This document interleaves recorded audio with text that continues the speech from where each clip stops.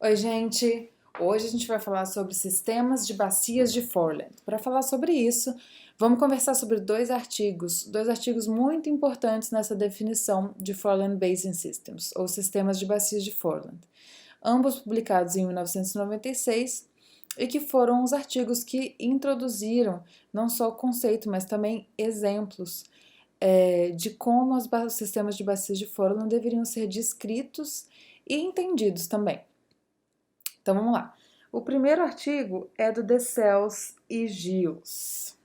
Ambos. Giles eu não sei se pronuncia assim, mas eu acho que é Giles. Publicado em 1996.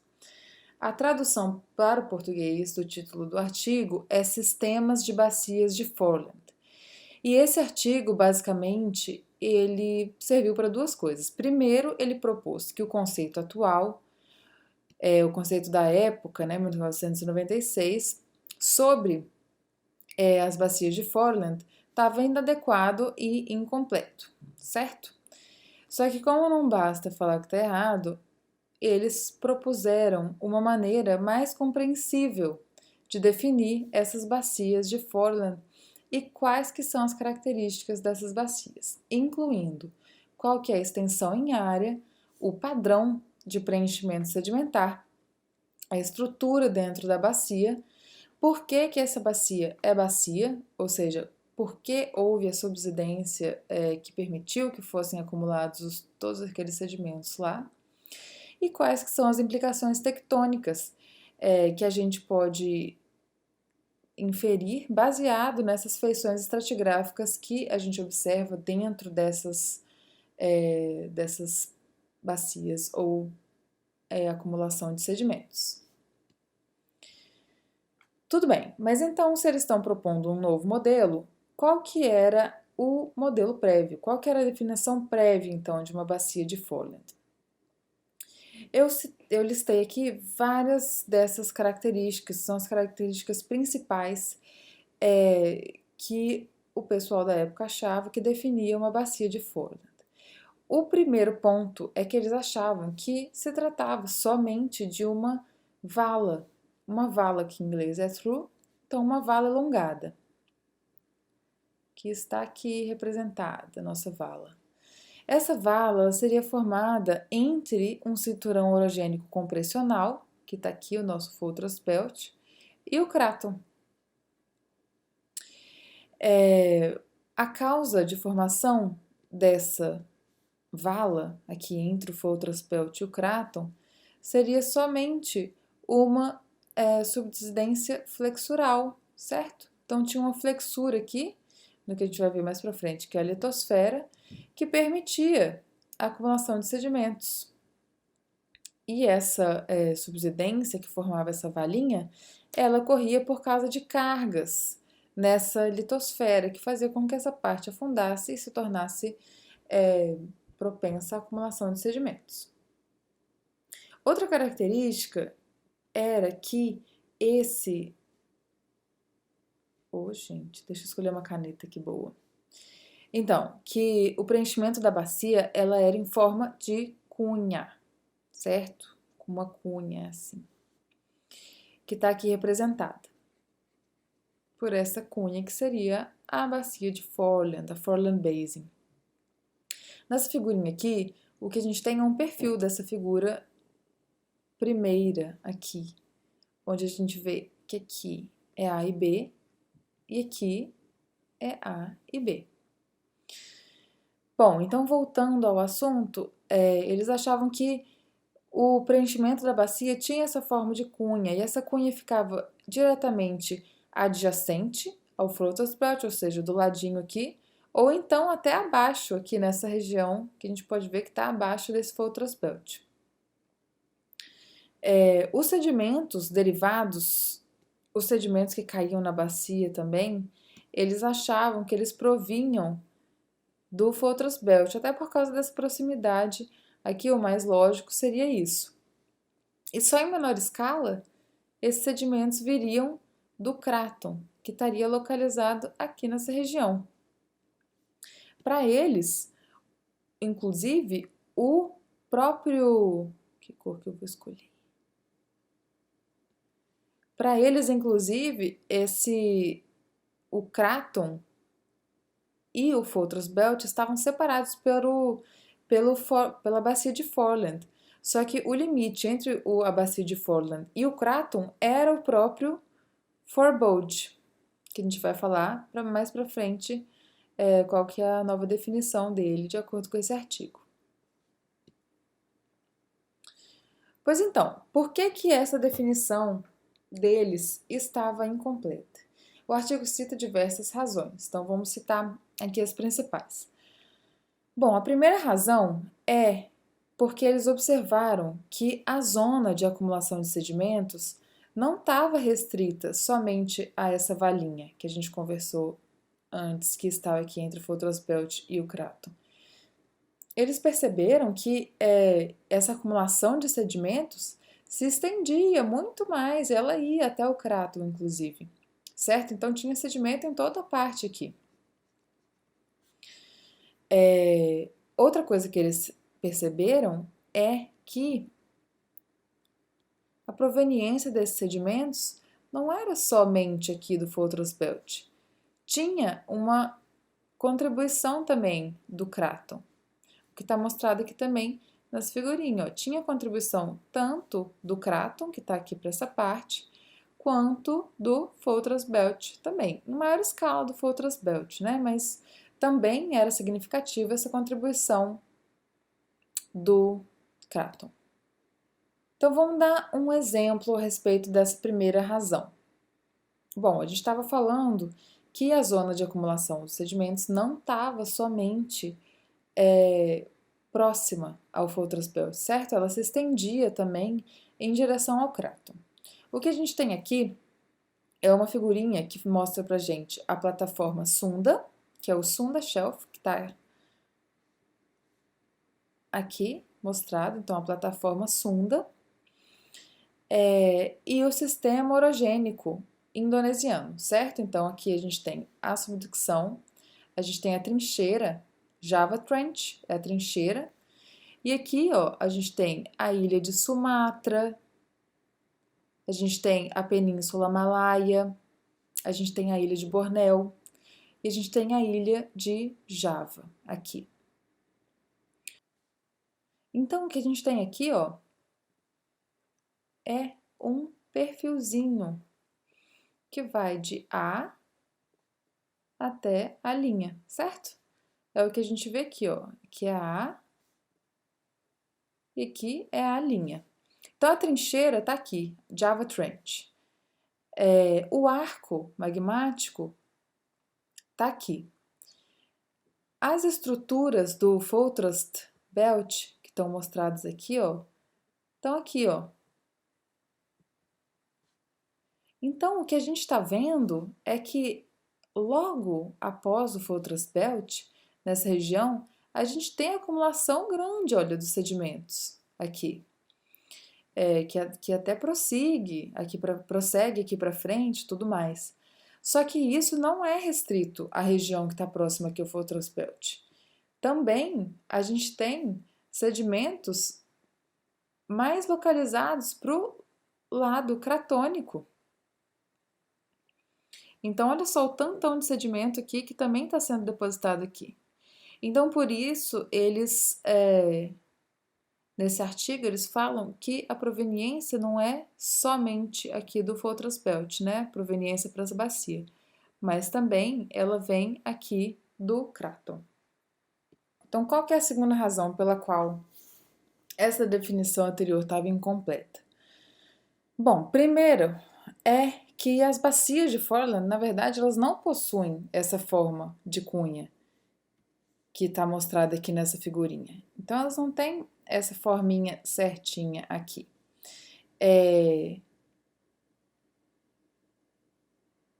Como estava mostrado aqui antes. Na verdade, o preenchimento dessa bacia, ela se afunila tanto em direção ao Fortress Belt quanto em direção ao Craton. Então, ela fica mais fina aqui para ambos os lados. E aqui no meio ela é mais profundinha.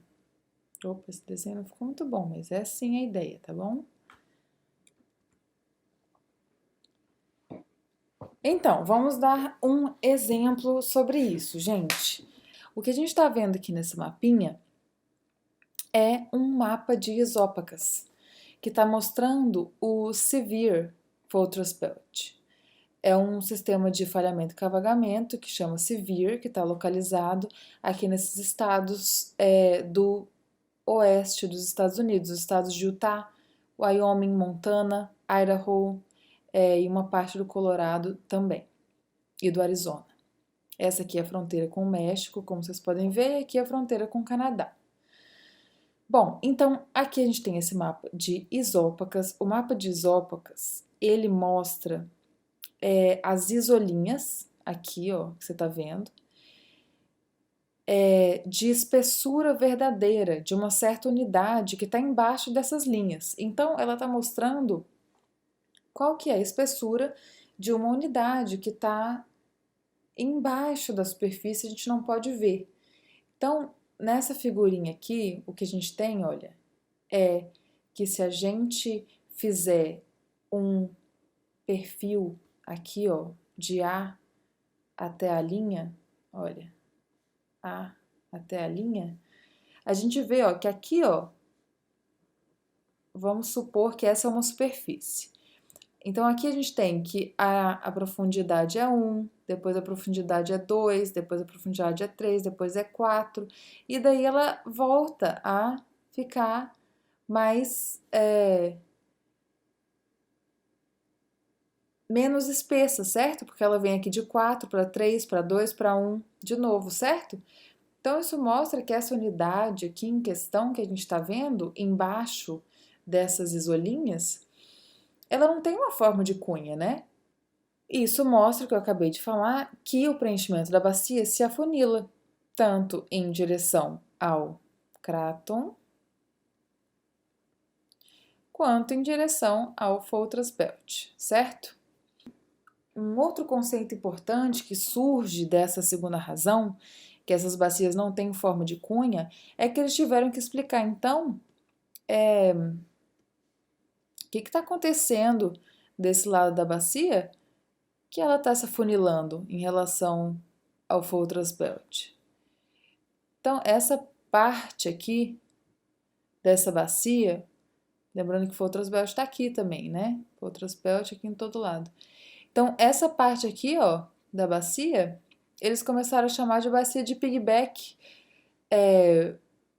por causa do piggyback mesmo, que é uma expressão em inglês para falar quando você leva uma pessoa de cavalinho, certo? Então, é como se esse cara aqui, fosse a Foreland Basin, né? Então, o sedimento que está acima, e esse aqui fosse o Fortress Belt, que está levando aqui esses sedimentos que estão aqui em cima do Fortress Belt em si. Então, isso aqui também está mostrado aqui nessa figurinha. Olha, aqui a gente tem o Fortress Belt e tal. E aqui acima, olha, aqui também é o Fortress Belt. Aqui é o Fortress Belt. Então, aqui acima, ó, nessa parte em verde, a gente tem uma bacia. E essa bacia aqui é o que a gente define como bacia de piggyback, ou a piggyback basin. Então, por causa desses fatores ou dessas características que a gente acabou de conversar, a gente pode definir, então, o que são sistemas de bacias de Foreland. A gente sabe que esse sistema, que essa ilustração aqui, não é realmente realista quando a gente apresenta uma bacia de Foreland, porque aqui tem uma forma de cunha, aqui a gente não vê a bacia de piggyback, nem nada. Então, não vamos mais utilizar essa ilustração aqui para definir um sistema de bacia de Foreland. Mas então, o que são? O que é esse sistema? Esse sistema foi definido como uma região elongada, de potencial acumulação de sedimentos, certo? Então, é uma região que está ali, ela pode não ficar recebendo sedimentos. Ela se forma na crosta continental entre o orógeno compressional, aqui representado pelo Foltras-Belt, e o cráton, certo? Então, nada de novo pra gente, de acordo com o que a gente já tinha falado.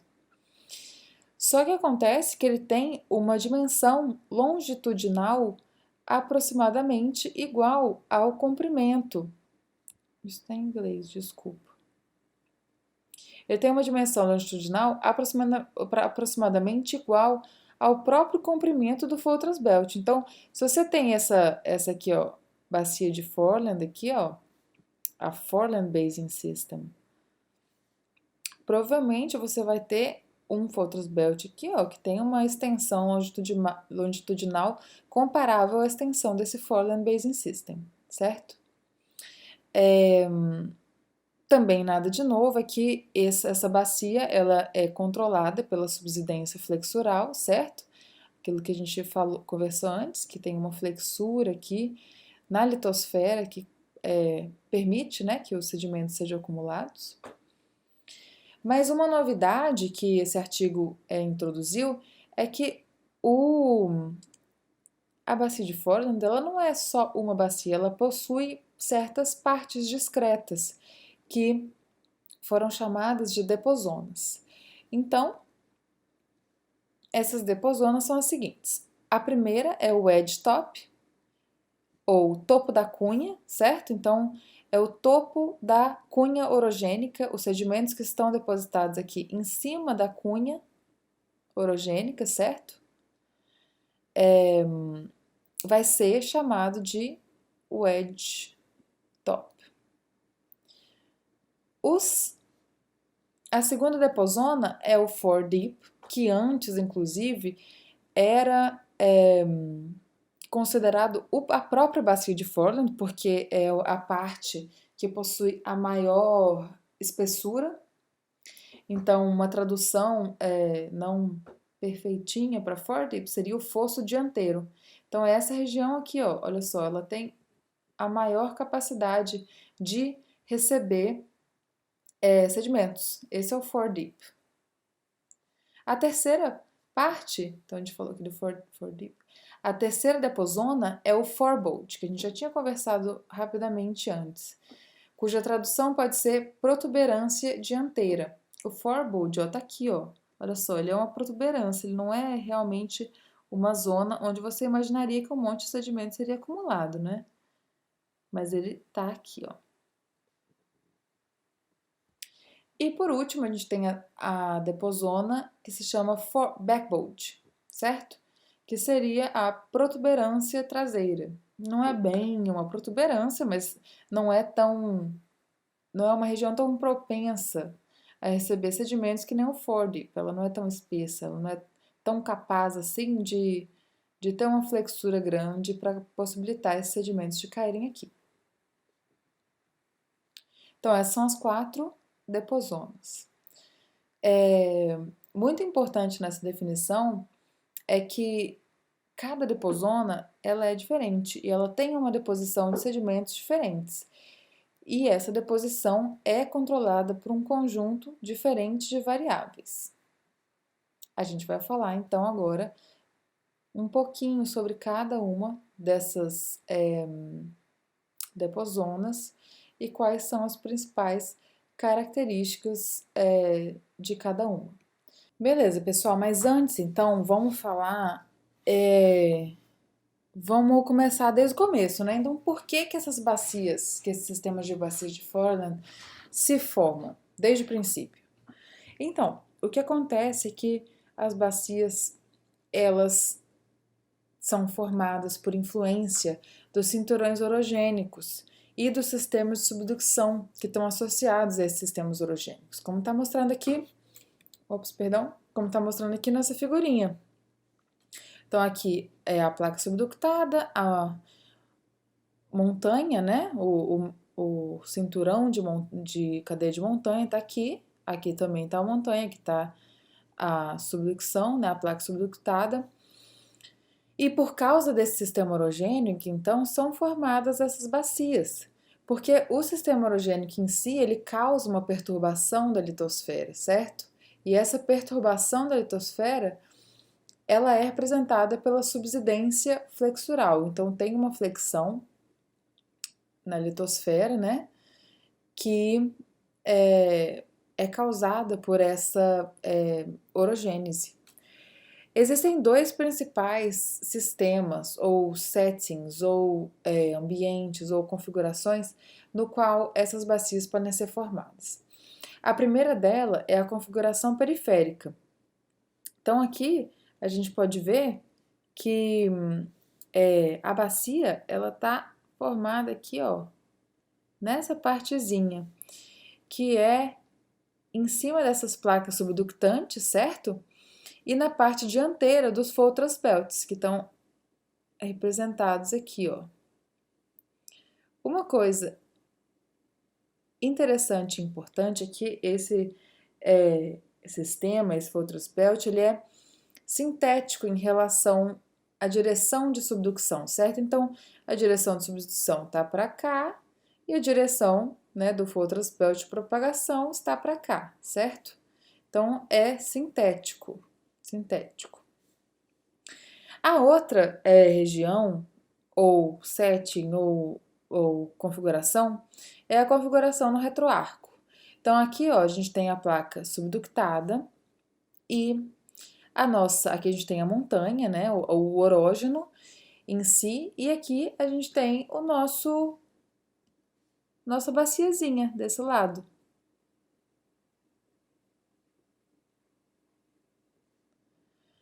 Então, essa baciazinha, ela é formada em placas obductantes dentro do continente, certo? O continente está para cá, que está, se isso for uma placa oceânica, isso aqui é o oceano em cima. E ele margeia esses arcos magmáticos e o Foltras Pelt associado, sendo antitético ao movimento em relação à direção de subducção, certo? Então, a direção de subducção está aqui, né? E o Foltras Pelt e a bacia estão antitéticos, estão para lá, né? Então, a gente estava falando sobre como essa perturbação litosférica ela é representada pela subsidência flexural que dá lugar a essas bacias, certo? Mas por que existe essa perturbação litosférica? Então, em primeiro lugar, ela acontece por causa da carga da própria topografia. Então, existe uma montanha ali. Essa montanha ela tem uma massa grande, ela, né, como a gente fala no dia a dia, ela pesa muito, né? Então, principalmente aqui nesses sistemas de configuração periférica, onde a baciazinha está aqui, ó, a gente tem, ó, essa carga topográfica, né? Tá aqui como topographic load, que faz com que toda essa litosfera que está aqui em volta, ela seja afetada, seja como puxada para baixo, certo? E isso se manifesta aqui nessa parte que dá lugar a essa bacia aqui, onde tem toda a deposição de sedimentos. Então, o que acontece é que essas bacias de Foreland, elas são afetadas pela carga da topografia, não só dessa montanha-zona, mas também dessas do Foltras Belt, porque ele vai se propagando e cada vez mais vai uma napa em cima da outra, né? Então, já que a gente chegou até aqui, vamos entrar um pouquinho nessa teoria que está por trás disso, que é uma teoria flexural simples. Vamos começar pensando que a gente tem uma placa fina, infinita e elástica. Então, o que é isso? É uma placa qualquer, bem fininha, infinita, nunca acaba, e elástica. Para quem não lembra, elástico é uma característica de um corpo que tem a habilidade de resistir a se deformar permanentemente sob a influência de um estresse. Então, o que acontece é que quando você submete um estresse a essa plaquinha que é elástica, ela até se move, se deforma. Só que assim que você tira o estresse, ela volta à forma original, certo? Então, aqui a gente tem a nossa placa fina, infinita e elástica. E esta plaquinha, ela se move em cima de um substrato fluido. Junta-se a isso que a nossa plaquinha, ela vai ter uma carga de um dos lados dela. Então, a gente vai ter uma carga aqui grande, alguma coisa bem pesada que vai fazer um pezinho aqui nela. Vamos imaginar então que essa carga é uma topografia de 100 km de largura e 2,5 de altura. Então é uma montanha, uma topografia aqui do ladinho da nossa placa fina, infinita e elástica. Então, isso está demonstrado aqui nesse diagrama. O que a gente tem aqui nessa figurinha A? A gente tem no eixo Y a profundidade ou a espessura, e no eixo X a gente tem aqui a distância, né? Ambos estão em quilômetros. Olha aqui o que aconteceu com a nossa plaquinha depois que a gente... Opa, tá bem fininha. Depois que a gente colocou a carga. Ela sofreu uma flexão. Então aqui, ó, tá mostrando o que acontece após esse momento aqui que a gente desenhou. A gente tem uma carga aqui, né, que é uma montanha.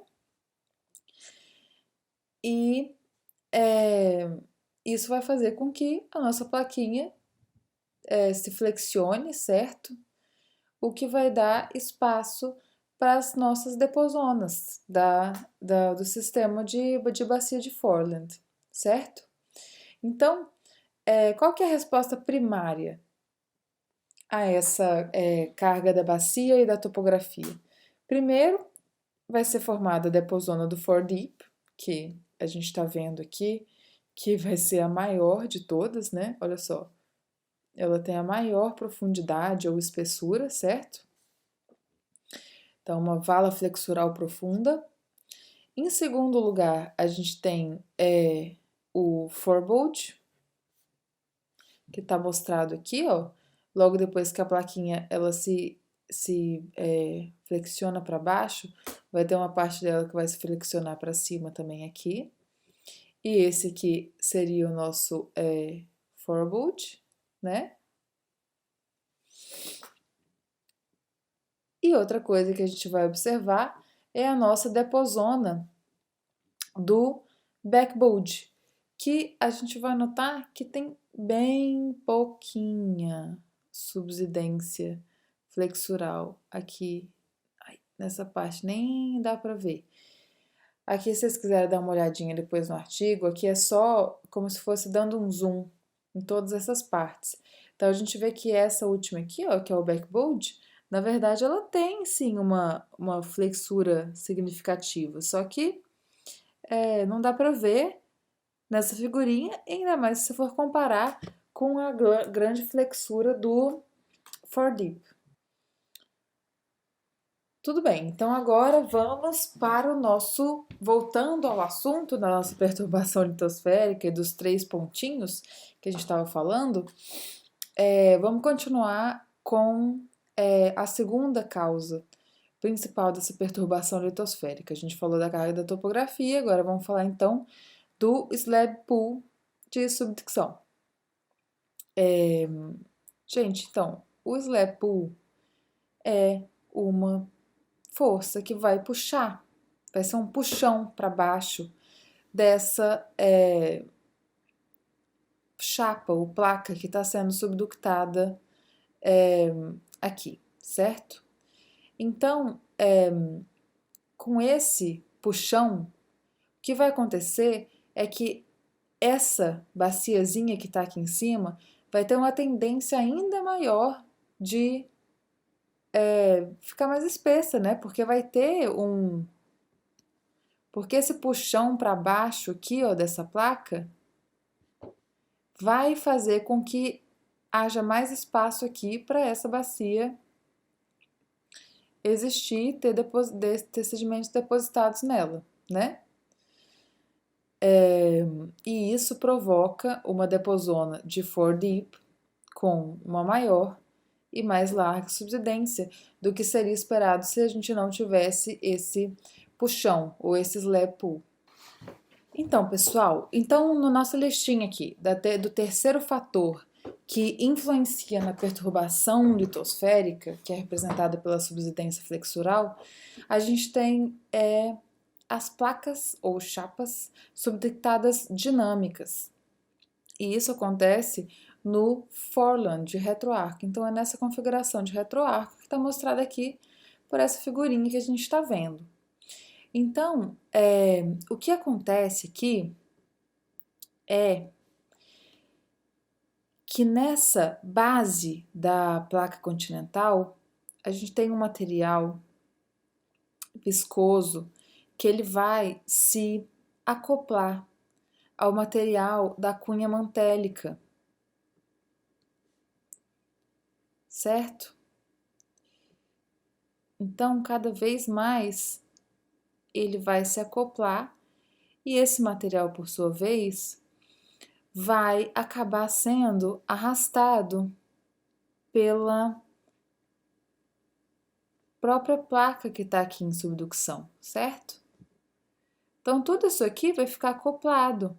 E o que vai acontecer é que, como tudo vira como se fosse uma coisa só, com essa força enorme do slab pull, da placa levando todo esse material para baixo, vai acontecer que essa porção aqui também vai ser levada para baixo. E essa porção aqui também, o que vai acabar fazendo com que tenha uma maior subsidência, que é uma maior, digamos, possibilidade de ser formada uma baciazinha de foreland espessa nessa parte aqui. Vamos então ao que, na verdade, interessa na prática, né? Que é o que são as deposonas e quais são as principais características e onde que elas estão. Bom, então as deposonas são zonas de potencial deposição de sedimentos no sistema de bacia de foreland. Como eu já falei antes, cada uma delas, né, tem uma característica única e um padrão particular de subsidência e de sorregimento, tem uma arquitetura interna diferente em cada uma delas e tem uma estrutura diferente em cada uma delas. Começando pelo wedge top. Quais são as principais características do wedge top? Bom, em primeiro lugar, elas são zonas de potencial acumulação de sedimentos que estão no topo da parte frontal dessa cunha orogênica, certo? Certo? Então, a cunha orogênica, gente, ela está em toda essa parte aqui, ó. Lembra de uma cunha, né? O formato de cunha. É assim, ó. Então, como está demonstrado aqui, ó, a cunha orogênica é onde está tendo a deformação, né? Basicamente. Então, o wedge top é a deposona que está depositada nessa parte frontal do Foutras Belt e acima dessa parte frontal da cunha orogênica, tá bom? O limite dela é onde não tem mais deformação abaixo. Se não tem mais uma falha aqui se propagando, nada disso, ela já passa a ser 4 deep, mas antes disso ela é o edge top, certo? Uma característica que ela tem, como a gente pode ver aqui, é que ela se afina em direção à própria cunha, né, orogênica. Então, a gente vê isso aqui como característica do nosso wedge top.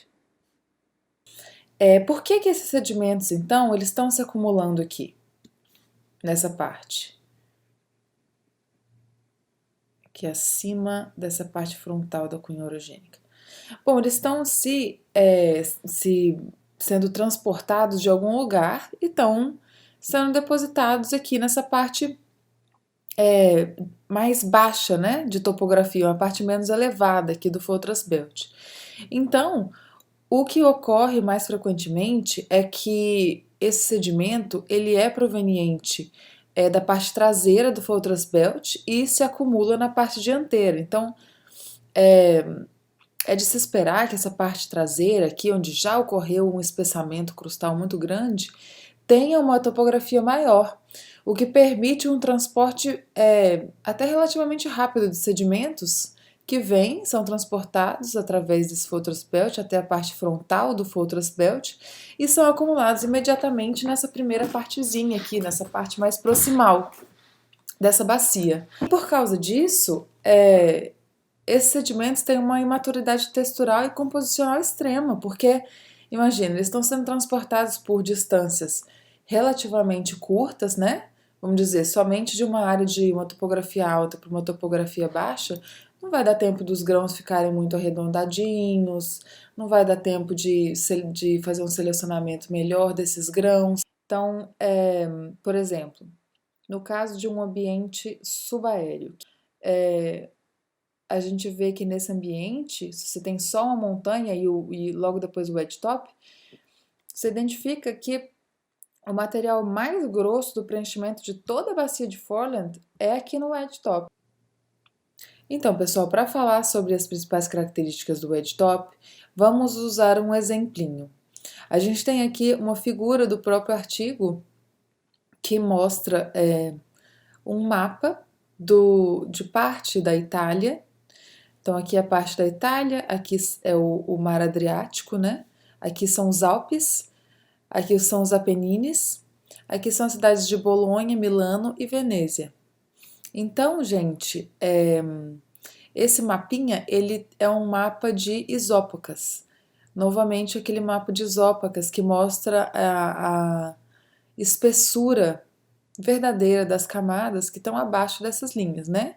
Então, aqui, se você for observar uma certa unidade, aqui essa unidade vai ter uma espessura de 7, de 6, de 5, de 4, de 3, e assim vai por todo esse sistema.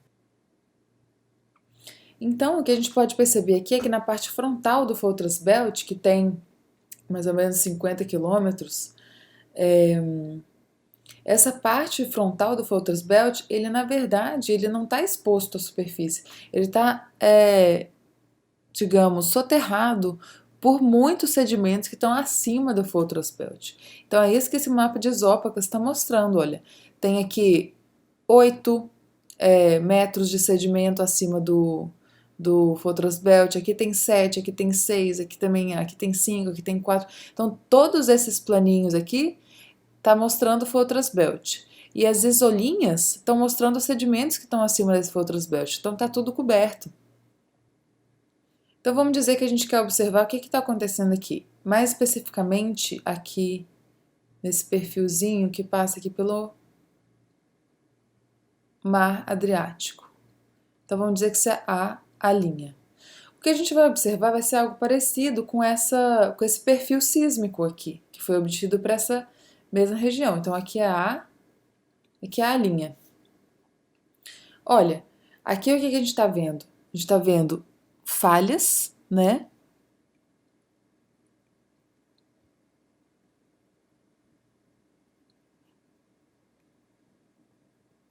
Uma deformação progressiva, falhas cegas aqui, ó, e aqui não tem mais falha. Então essa parte aqui, ó, toda que tá aqui até em cima de onde está ocorrendo as falhas, isso tudo é o edge top. Então você vê que aqui tem estruturas de crescimento, que em inglês são chamadas de growth structures. Então são estruturas que elas são formadas porque os sedimentos estão sendo depositados ao mesmo tempo que está tendo a deformação. Então elas vão mostrar isso. Então eu não vou entrar em muitos detalhes sobre o que são essas estruturas de crescimento, mas você pode perceber que em algumas partes as camadas são mais espessas e elas se afinam, exatamente porque a deformação vai ocorrendo. Então, esse wedge top que está aqui em cima, ele vai registrar essa deformação progressiva que está ocorrendo à medida que o Fortress Belt se propaga. Bom, então passando aqui do nosso Wedge Top para o nosso Four Deep. Gente, o Four Deep, então, é a parte que era considerada o Foreland Basin inteiro naquela definição prévia de Foreland Basin, porque é onde se acumula a maior parte dos sedimentos, é a parte mais espessa da bacia. Então, ele é definido como a massa de sedimentos que se acumula entre a parte dianteira da cunha orogênica e o forebud. Então, a parte dianteira da cunha orogênica está aqui e o forebud começa aqui. Então, o nosso foredeep, ele está localizado em toda essa partezinha aqui entre esses dois. Repare que não tem nenhuma deformação aqui embaixo do foredeep. Assim que acaba a deformação, não existem mais falhas de propagação embaixo da bacia ou dos sedimentos que estão sendo acumulados, a gente fala que o wedge top acaba e começa o foredeep. Então, é uma zona bem significativa, larga, espessa. Então, ela tem geralmente de 100 a 300 quilômetros de largura e 2 a 8 de espessura. Isso está mostrado também naquele desenhinho da teoria flexural simples, né? Então, quando a gente vê aqui que o foredeep, ele é a zona onde tem a maior espessura da nossa bacia inteira. E também uma zona que possui uma extensão grande, de 100 a 300 quilômetros, e possui de 2 a 8 quilômetros de espessura, certo? Então, aqui, ó, 100 a 300. Outra coisinha importante que a gente tem que lembrar é que o foredeep tem seus sedimentos, tem uma origem para os seus sedimentos que vem, na maioria das vezes, também do Fortress Belt. Então, esses sedimentos, eles vêm aqui, ó, da parte topográfica maior do Fortress Belt, são transportados por todo esse sistema e são depositados aqui no nosso foredeep. Existe uma menor contribuição do forebud e do craton, mas também são identificados sedimentos provindos daqui. Até porque você pode perceber, o forebud ele é um alto, né, estrutural, então ele tem a possibilidade mesmo de fornecer sedimentos para o foredeep, mas dependendo dessa distância e das condições também de transporte de sedimentos, a maioria vai acabar vindo do Fortress Belt, menos do forebud e menos também do craton. Bom, então falamos já do wedge top, falamos do foredeep e vamos falar agora do forebud. Gente, então o forebud, como a gente acabou de ver, ele é uma região de soerguimento flexural potencial. Então, o que isso significa? Ele pode representar um altinho ali do lado do foredeep. Ele se soergue por causa dessa flexura, daquela placa infinita que a gente estava conversando, certo? Então, a gente tem aqui a carga, que está fazendo com que tudo isso aqui, com a nossa plaquinha infinita, bem fina e elástica, está fazendo com que ela se deforme, com que se forme aqui o foredeep, que é uma grande zona de potencial acumulação de sedimentos. Só que daí a nossa plaquinha ela também vai se dobrar para cima aqui, ó. Ela é elástica. Ela vai querer se adaptar aqui, ó. Então, esse aqui é o nosso forebud.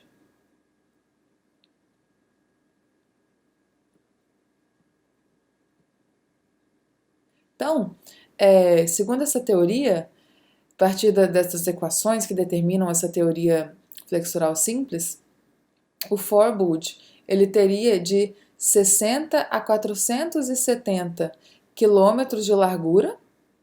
Então, seria, de acordo com a teoria, uma coisa bem larga, certo? E poucas dezenas de metros de altura. Então, bem pouquinho aqui de altura. Mas seria significativo, né? Acontece que, na realidade, os forebuds são difíceis de identificar, eles não são uma coisa fácil assim que você vê e que tem de 60 a 470 quilômetros de largura. É difícil você identificar, ele é uma feição positiva, só que o problema é que ele é potencialmente migratório. Então, de acordo com o que a nossa plaquinha aqui vai se, digamos, mexendo ou migrando ou vai modificando a sua forma de acordo com a carga que é depositada, a localização desse forebud, que não é tão alto, ele migra. E quando ele migra de uma região para outra, ele pode ser erodido, por isso que é difícil de identificar.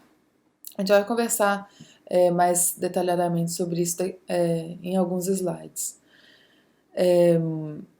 Mas, por outro lado, isso algumas vezes é muito útil, porque como ele é uma feição elevada, ele pode ser uma zona onde não está se acumulando sedimento, certo? Que é elevado. Ou uma zona de erosão. E justamente isso pode mostrar pra gente que aqui é onde tinha um forebud, porque pode existir uma discordância nesse lugar. Tudo bem, então a gente falou já sobre as outras 3 depozonas, vamos falar sobre a última, que está aqui localizada nessa região, olha. É o backbud, que está localizado entre a deposona de forebud, que está aqui, certo? Finzinho do forebud, e o craton. Bom, gente, então, os sedimentos que estão aqui se acumulando nesse backbud, mesmo que seja um pouquinho contra o intuitivo, eles vêm na maioria das vezes do Fortress Belt. Isso a gente pode observar que acontece porque o Fortress Belt ele tem uma topografia muito maior, que nem já foi falado. Então, existem várias maneiras de se transportar esse sedimento aqui dessas partes mais altas para as partes mais baixas. E que todo esse sedimento seja transportado por toda essa região aqui. Então, apesar de também ter contribuição do craton, a maioria dos sedimentos estão vindo do Fortress Belt. Mas isso significa que esses sedimentos vão ter características diferentes dos sedimentos que, por exemplo, estão sendo depositados aqui no wedge top, certo? Porque a distância em que esses sedimentos, esses grãos estão sendo transportados é muito maior. Isso significa que eles vão ser diferentes desses outros que estão aqui na parte mais proximal. Eles vão ser mais maduros composicionalmente e texturalmente, porque eles tiveram todo esse tempo para ser selecionados. Bom, então vamos conversar sobre um exemplo aqui, não só do backbud, mas também do sistema de bacias de Foreland em geral. Esse mapa aqui é um mapa de isópacas, que mostra um sistema de bacias de Foreland na Nova Zelândia. Ele é chamado de Retroarco Taranaki, ou então Taranaki Retroarc Foreland Basin System, tá? Ele está mostrando, né, com essas isolinhas, qual que é a espessura verdadeira das camadas de uma certa unidade que estão abaixo da superfície, certo? Então, aqui a gente pode observar que, olha, nessa região aqui, que é para ser, que eles identificam como foredeep, olha só como que a camada é espessa, olha, 2.000 metros, olha, 2 quilômetros, gente, 2.200 quilômetros, aqui é 2.000 quilômetros, ó, 2.000, então, muito espessas as unidades que estão aqui nessa região de Foreland, certo? E daí, se você vai aqui mais para o oeste, né, ou para o noroeste, você vai vendo que as camadas estão ficando menos e menos espessas, que é onde a gente identifica o nosso forebud, certo? Tá vendo? Ele tá ele tem uma espessura muito menor do que as espessuras da mesma unidade aqui no foredeep, certo? E por último, a gente anda um pouquinho mais para o noroeste, a gente identifica aqui o nosso forebud, onde a espessura volta a ser maior. Olha, tá de 600 metros, certo? Então, se a gente fizesse aqui um perfilzinho, digamos, passando aqui, ó, não era essa caneta que eu queria. Então, ó, fazer um perfilzinho aqui, ó. Então, digamos aqui de A a linha. Então, a gente vai ver que aqui, ó, gente, é mais ou menos essa figurinha, viu? A gente tem uma espessura aqui, ó, de 600 metros, depois a espessura aumenta aqui, e depois, aumenta muito, que aqui a gente tá no 4D, certo? Chegando aqui no nosso A'. Então, aqui vai ser o 4D.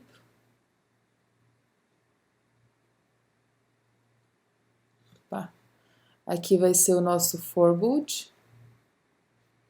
E aqui o nosso backbode.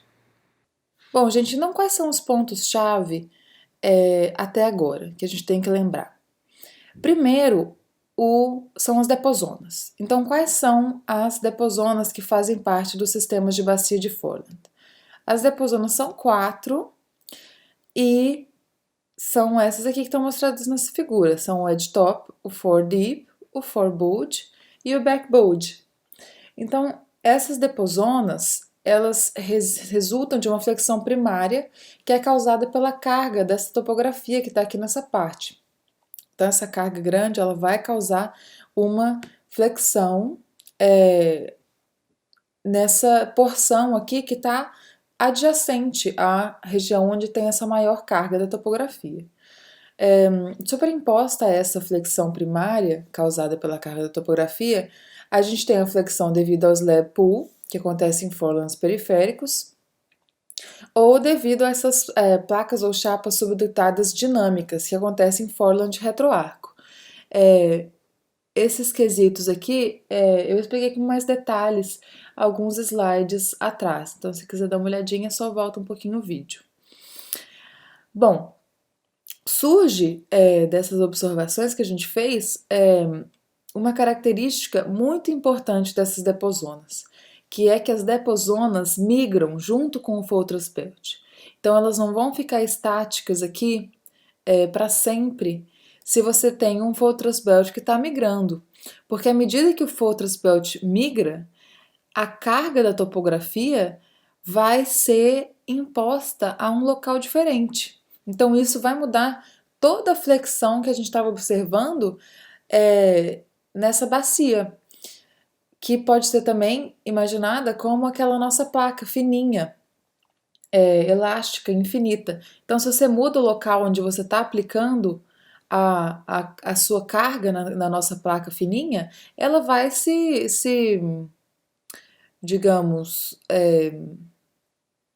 deformar, ela vai modificar a sua forma de uma maneira diferente, certo? Dependendo de onde você está aplicando essa carga.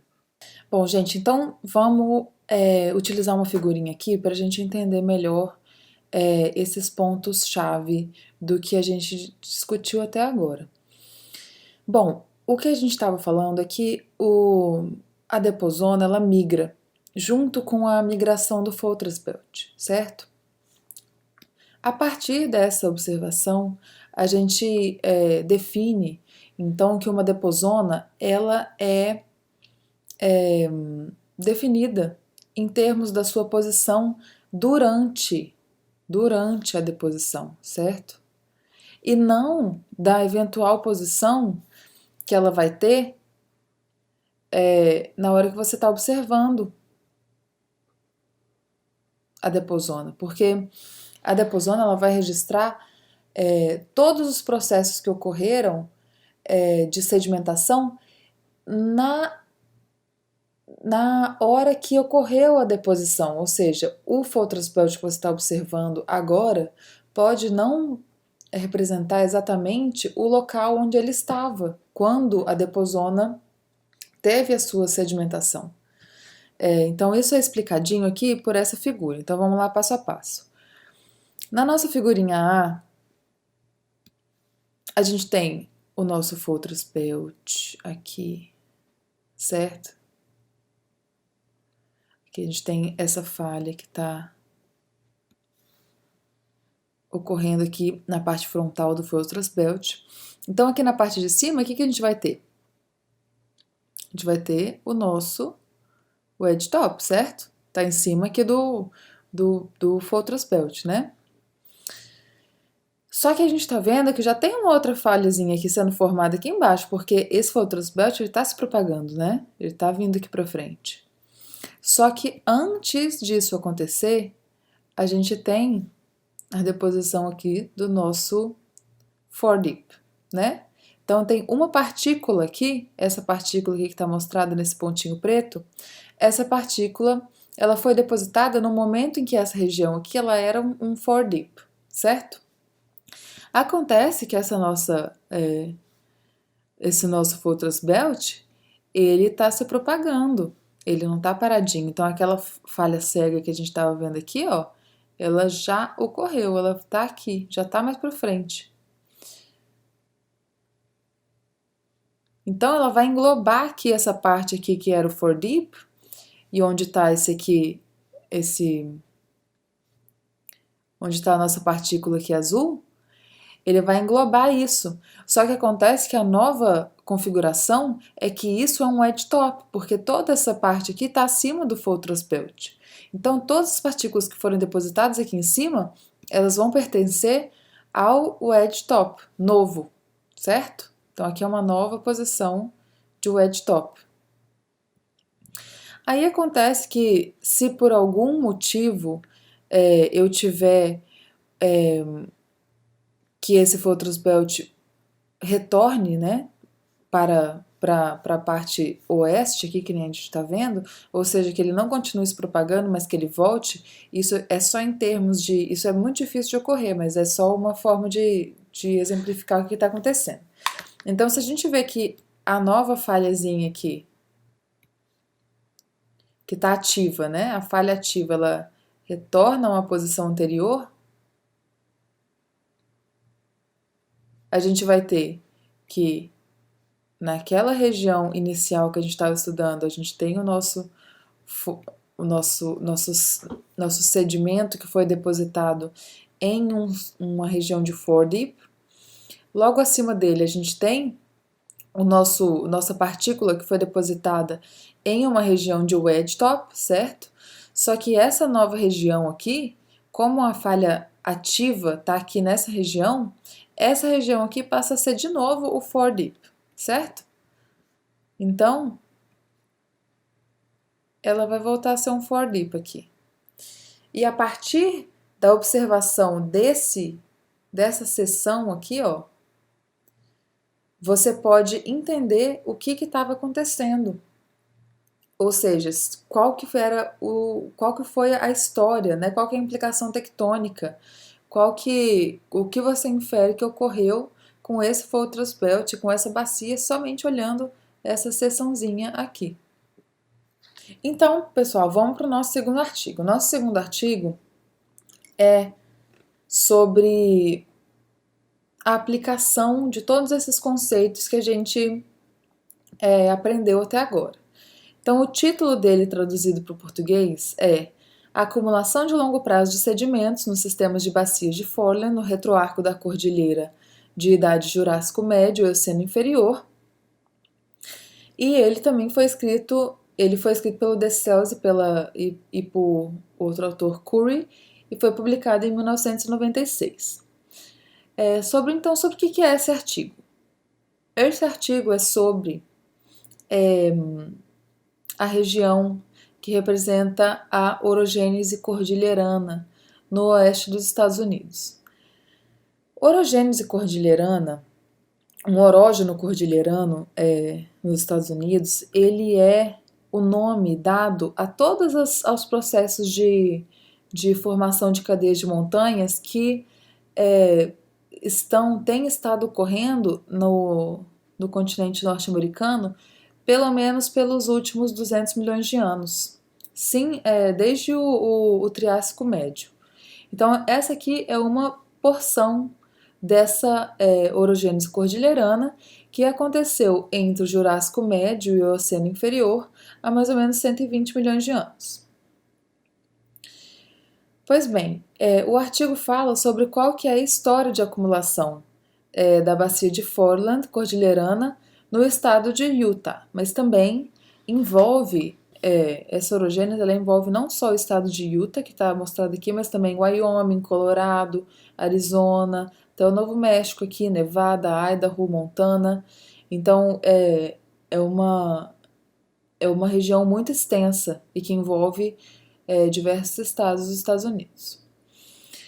Então, o que a gente observa aqui por essa figurinha é que o fronte de deformação ele migrou 1.000 quilômetros em direção ao leste dos estados de Nevada ao Colorado. Então, ele estava o fronte de deformação ele passou daqui dessa região aqui de Nevada, certo? E parte de Utah para o estado de Colorado, certo? Então, eles propõem nesse artigo, de acordo com essa nova definição de sistemas de bacia de Foreland, que o padrão de acumulação nessas regiões aqui que eles observaram, certo? Tem esse perfil, ele é consistente com a deposição de uma bacia de Foreland que avançou. Então, ele compreende uma integração daquelas deposonas que a gente viu. Ele compreende a integração do backbulge, do foredeep e do wedge top, que eles estão usando para inferir ou então fazer esse modelo de como aconteceu essa migração desse fronte orogênico. Então, pessoal, vamos explicar melhor o que está acontecendo e vamos dar uma observada aqui nas figurinhas que são mostradas pelo próprio artigo. Lembrando que esse artigo ele foi publicado um pouquinho depois desse primeiro artigo que a gente estava conversando, e ele foi publicado como uma espécie de aplicação a essa nova proposição para o sistema de bacias de Foreland, certo? Então, nesse próprio artigo, eles explicam como que acontece essa migração da cunha orogênica, né? E, por conseguinte, como acontece a migração das deposonas e quais que são as taxas de subsidência das deposonas, como que a gente identifica elas a partir da sua espessura, ou então da espessura, né, de cada deposona. Então é isso. Uma forma que eles usam para explicar, que eu acho muito boa, é que eles usam essa figurinha, onde eles exemplificam o que acontece quando você tem a migração dessa cunha orogênica pela distância equivalente ou comparável a como se diz, a largura ou então a espessura de um sistema de bacia de Foreland. Então, é como se essa cunha orogênica estivesse migrando de passo a passo, de deposona a deposona, certo? Então, o que a gente tem aqui? No tempo 1, é que a nossa cunha orogênica ela está localizada aqui, certo? No tempo 1. E se a gente olhar aqui de cima, olha, vamos escolher uma região para onde a gente quer olhar. A gente está olhando aqui para essa região, certo? Vou deixar essas flechinhas aqui para a gente entender o que está acontecendo. Se a gente olhar aqui para essa região, o que vai estar acontecendo? Vai estar acontecendo que aqui vai estar sendo depositado o nosso backbulge, né? Nessa área aqui. Se você considera um tempo 2, onde ocorreu a migração dessa cunha, vamos dizer que a cunha agora esteja aqui, ó.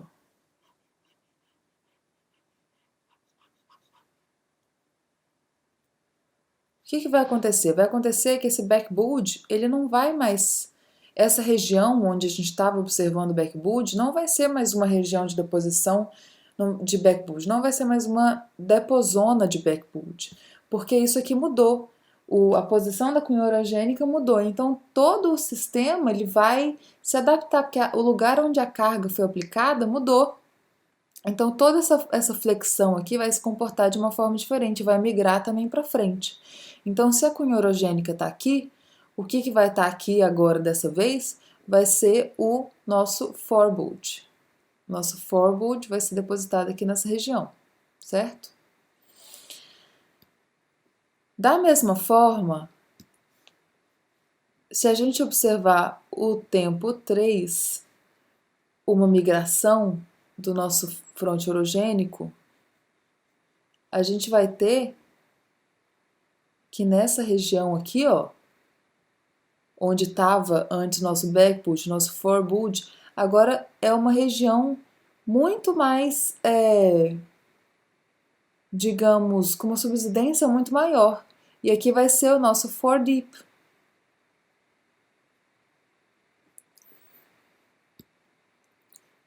E se a gente observar um tempo 4, qual caneta que eu uso?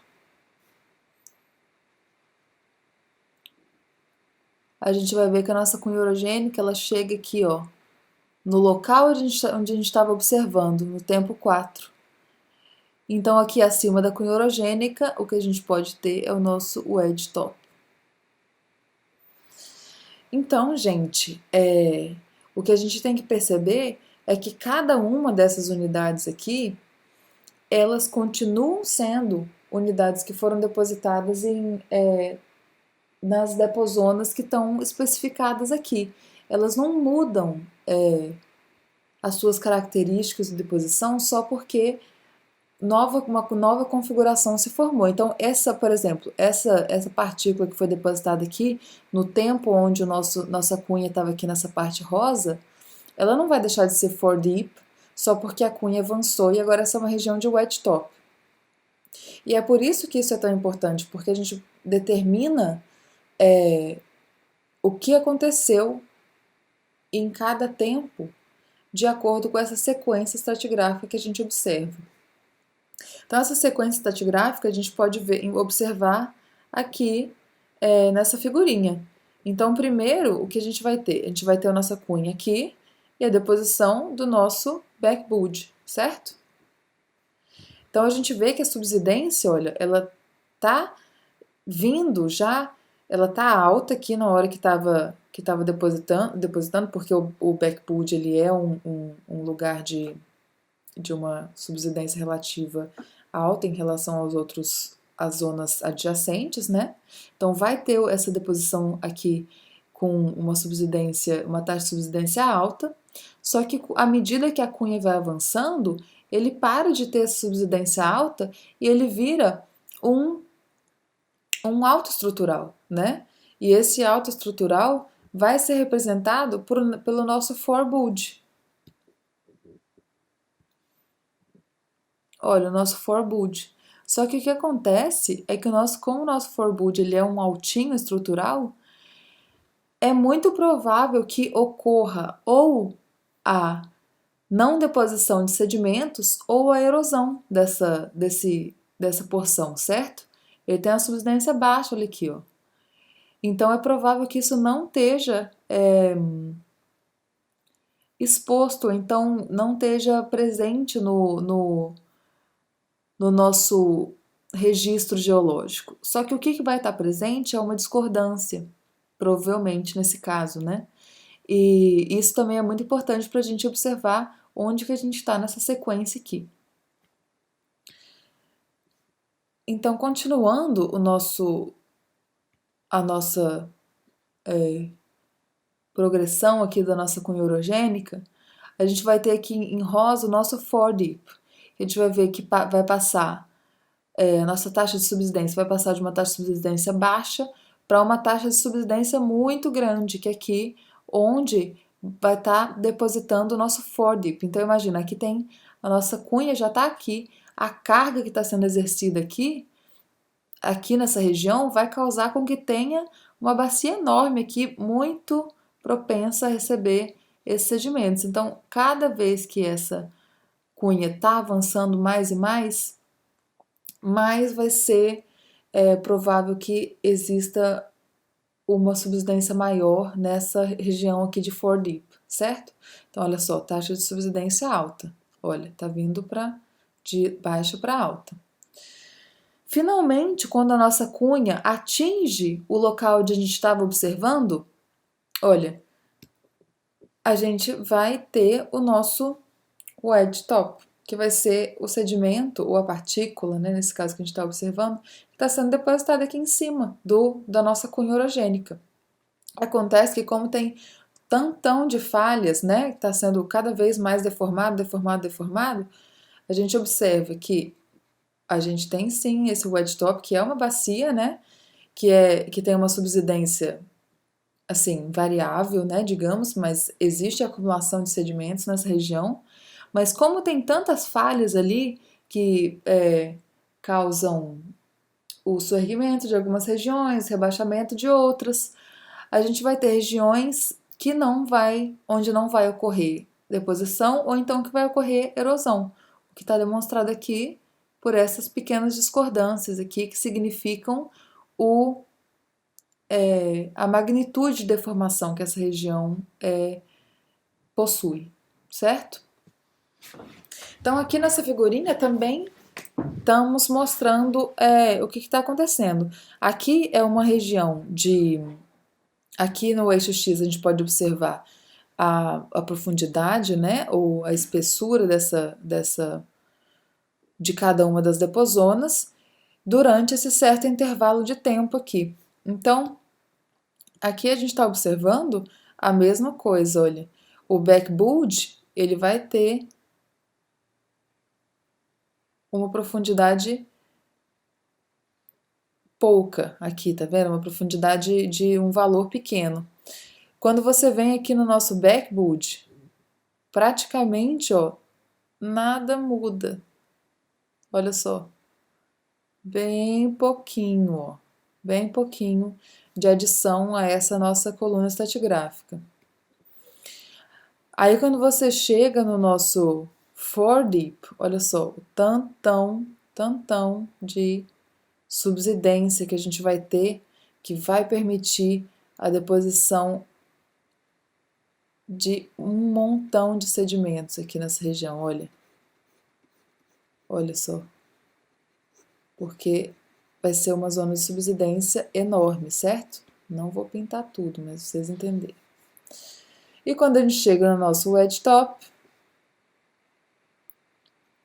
também existe a deposição de uns sedimentos, mesmo que não seja tão significativo como o foredeep, é muito importante. Então vai ser uma camada, uma unidade, né, que vai ter um monte de discordâncias, mas vai representar uma unidade onde tem bastante acumulação de sedimentos. Pois é, após essa explicação, os nossos autores, eles aplicaram esses conceitos à área em questão. Então, o que eles estão falando no artigo? É que essas rochas do Jurássico Médio e Oceano Inferior, no norte desse estado de Utah aqui, e no oeste do estado de Colorado, que é esse aqui, eles constituem 3 sequências deposicionais separadas por discordâncias regionais. Nesse mapinha que a gente mostrou aqui no começo da explicação desse artigo, vamos explicar o mapa de parte a parte. A gente tem aqui as rochas do Jurássico Médio a Jurássico Superior, que é todo o arco magmático, o fronte orogênico, que está cheio de falhas também, que representa essas idades representa essas idades aqui do Jurássico Médio ao Jurássico Superior, certo? Esse fronte orogênico que está aqui da cidade, ele tem o forebulge 1, certo? E aqui, nessa região aqui do lado, eles viram um fronte orogênico mais novo, que é do Cretácico inferior a médio que são as rochas de arco e do fronte orogênico também. E essas rochas aqui do fronte orogênico têm o seu forebode aqui, no 2. Então, o que eles estão afirmando é que esse perfil aqui, ó, ele está identificando isso. Então, esse perfil aqui é de A a A', olha, de A a A'. Então, o que os autores propõem é que esse diagrama aqui, que é o nosso, que é esse nosso perfil que a gente está vendo na nossa região, está vendo de migração aqui do nosso fronte orogênico, migração que está representada aqui pela migração dos nossos forebodes, ele representa essa migração. Isso aqui é o trabalho de campo que eles detectaram essas unidades aqui, que estão aqui relacionadas com o tempo, com a nossa e com o nosso perfil, né? Bom, então o que a gente tem nessa região? O que eles identificaram? Eles identificaram, então, um empilhamento progressivo dessas depozonas, certo? Então, eles observaram aqui, ó, que de 177 a 160 milhões de anos, que está mais ou menos aqui, ó, 177 a 160, você tem a deposição no backboard, certo? Então, olha só, o que a gente está vendo aqui? A gente está vendo uma região que tem uma certa deposição, né, aqui, ó. E ela vai ficando mais espessa à medida que você vai indo para leste, né? Então, isso tudo aqui, ó, vai ser o backboard. Lembra que esse nosso perfil está representando a migração inteira, né? De 160 a 120 milhões de anos, que está representado aqui, ó, 160 a 120, a gente tem uma deposição e erosão em proximidade ao forebode. Então, gente, ó, aqui está o nosso forebode. O que acontece no forebode? Acontece ou que, como ele é um alto estrutural, ou a gente não vai ter nada sendo depositado ali, ou aquele altinho vai acabar sendo erodido. E isso é observado aqui, ó, ele aumenta aqui de espessura, ele muda, né, de posição à medida que você vai migrando o nosso fronte orogênico. De 120 a 86 milhões de anos, a gente tem o nosso foredeep, certo? Que são sedimentos espessos. Aqui eu coloquei quais que são os ambientes de deposição, se você dar uma lidinha depois. Mas aqui eu vou focar somente nas deposonas. Então, de 120, perdão, a 86, olha, a gente tem a deposição do nosso foredeep. Olha só como é que ele é muito mais espesso que essas outras unidades. E ele é observado, ó, em todo o momento de migração desse sistema de bacias de Foreland, certo? E por fim, finalmente, a gente tem o nosso wedge top, que tá aqui, ó, localizado de 86 a 55 milhões de anos, olha só. Olha como é que o nosso wedge top ele é todo descontínuo, olha. Porque tem um monte de falha, ele está em cima do cinturão de falhamento e cavalgamento. O que significa que vai ter um monte de falhas que vão fazer com que partes sejam erodidas ou outras partes não estejam recebendo a deposição de sedimentos, certo? E isso, olha, também está representado por esse diagrama aqui, ó, que é uma curva de acumulação de sedimentos por subsidência descompactada. Então, olha só o que está acontecendo aqui, ó. Essas aqui são as idades. Então, vamos de novo usar nossas coresinhas aqui. Aqui a gente tem as rochas do Jurássico Médio, olha, de 177 a 160. Olha só, a gente tem aqui o nosso backwood. certo? Logo depois, a gente tem a deposição do nosso forbud, porque está migrando, né, gente? Então, de 160 a 120, a gente vai ter aqui, ó, a nossa deposição ou erosão, né, ou não deposição, no nosso forbud. Aqui, ó, nas idades de 120 a 86 milhões de anos, olha só o tanto que a profundidade dessa bacia aumenta. Olha, todo isso aqui, ó, é o forbud. Olha só, tanto de metros que essa bacia aqui tá tendo subsidência. Desculpa, quilômetros, não metros. E finalmente, a gente tem a nossa deposição do wedge top, olha, que vai ocorrer de 86 a 55 milhões de anos, olha só, bem pouquinho aqui nessa região, certo? Bom, gente, então com isso, eu acho que deu para dar uma entendida sobre o que é sobre qual que é o conceito de sistemas de bacias de Forland. Espero que vocês tenham gostado e valeu, falou, um abração e até o nosso próximo vídeo. Qualquer dúvida que vocês tiverem, mande aqui para mim, tá bom? Abração, tchau!